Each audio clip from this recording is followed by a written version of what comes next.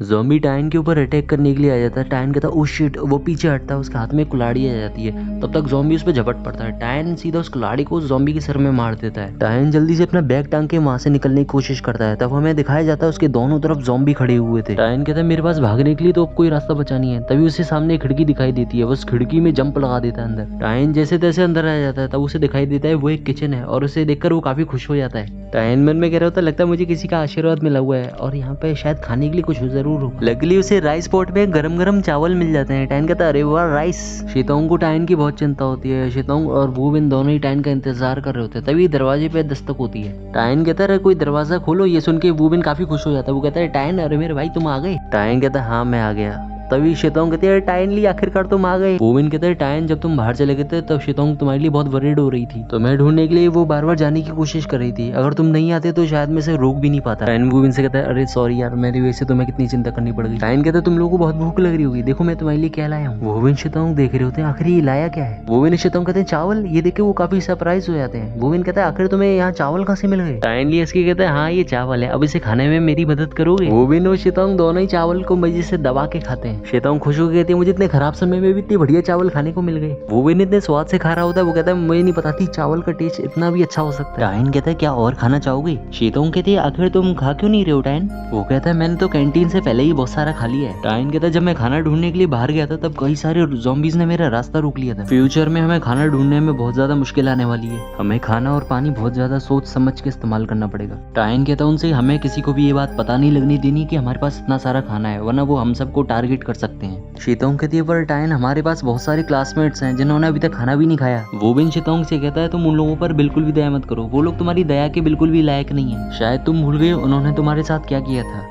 वूविन शेतोंग को समझाता है देखो टाइन ने अपनी जान को खतरे में डाला है इस खाने को जमा करने के लिए, और अगर हम सबको ऐसे ही बांटते रहेंगे तो फिर हमारे पास एक तिनका भी नहीं बचेगा। अंत में जब हम भूख से तड़प रहे होंगे ना तो कोई हमें खाना देगा ना कोई हमारी मदद करने आएगा। तुम जानती हो कि ऐसे वक्त में लोग कैसे हो जाते हैं। शेतोंग वूविन से कहती है हाँ तुम सही कह रहे हो, इसके बारे में अब मैं किसी को भी नहीं बताने वाली। शेतोंग कहती है हमारे पास जो अब इतने सारे चावल बचे अब हम इसका क्या करें। वूविन कहता है क्यों ना हम इसको कहीं छुपा दें, पर समझ नहीं आ रहा आखिर छुपाए किधर। ये सब सुनने के बाद टाइन कहता है बस इतनी सी बात, और वो दरवाजा खोलता है जिसे देख वूविन डर जाता है। वूविन कहता है अरे टाइन तुम क्या कर रहे हो, बाहर ज़ॉम्बी भटकती आत्मा की तरह घूम रहे हैं। उसमें से एक ने भी पकड़ लिया तो ऐसे ही कम तैसी हो जाएगी। तब हम देखते हैं टाइन कुकर को बाहर रख देता है और उसके बाद दरवाजा बंद कर देता है। वूविन कहता है अरे वाह मेरे दिमाग में तो ये आया ही नहीं। वूविन कहता है ये तो बढ़िया चीज है। वो लोग ज़ॉम्बी को देखते ही हॉल में छुपकर बैठ गए। उन लोगों में तो इतनी हिम्मत भी नहीं है वो इस दरवाजे को खोलकर बाहर खाना ढूंढने के लिए भी जाएं। टाइन कहता हम बहुत देर से बाहर हैं, शायद हमें अब हॉल चलना चाहिए वरना हम पे कोई शक करेगा तो प्रॉब्लम हो सकती है। टाइन वूविन और शेतोंग वापस आ जाते हैं हॉल में, और वहाँ पे सब लोग काफी बुरी हालत में थे। जहाँ पे कुछ लोग अपसेट थे, कुछ लोग चिल्ला रहे थे, कुछ लोग भिनक रहे थे। बिना खाने की इनकी हालत धोबी के कुत्ते जैसी हुई थी, ना बाहर के ना अंदर के। बाहर ज़ॉम्बी नहीं छोड़ेंगे, यहाँ लिनबू नहीं छोड़ेगा। तभी कोई बोलता है आखिर तुम इतनी आवाज क्यों कर रहे हो, तुम्हें भूख लग रही है, मैंने सही कहा ना। लिनबू अपनी बाहें फैला के बोलता है देखो हम लोग क्लासमेट हैं, तुम ऊपर आके मुझसे मदद भी तो मांग सकती थी, मैं ऐसे खड़ा होकर ये सब देख नहीं सकता। शेतोंग कहती है बास्टर्ड लिनबू फिर से आ गया, ये अब अच्छा होने का दिखावा कर रहा है, अभी नीचे आकर किसी न किसी को बुली करने वाला है। टाइन शेतोंग से कहता है बेटर होगा कि अब हम लोग अपना ध्यान रखें, जब तक ये हमसे नहीं उलझ रहा तब तक हमें भी इससे कुछ नहीं बोलना चाहिए। तभी लिनमू कहता है well, क्या ये शैन शिन्यू है, हमारी प्यारी सुपरस्टार। तभी टाइन चौंक जाता है। वो कहता है क्या शैन शिन्यू भी यहाँ पे है। तभी लिनमू शैन शिन्यू से कहता है तुम जानती थी कि मैं ऊपर था फिर भी तुम मुझे मिलने नहीं आई। मेरे पास खाना भी है और पानी भी है, मैं तुम्हें इस बुरी हालत में नहीं देख सकता। तो क्या ख्याल है तुम्हारा। वूविन कहता है टाइन देखो भाभी, आखिर हमने पहले इन्हें क्यों नहीं देखा।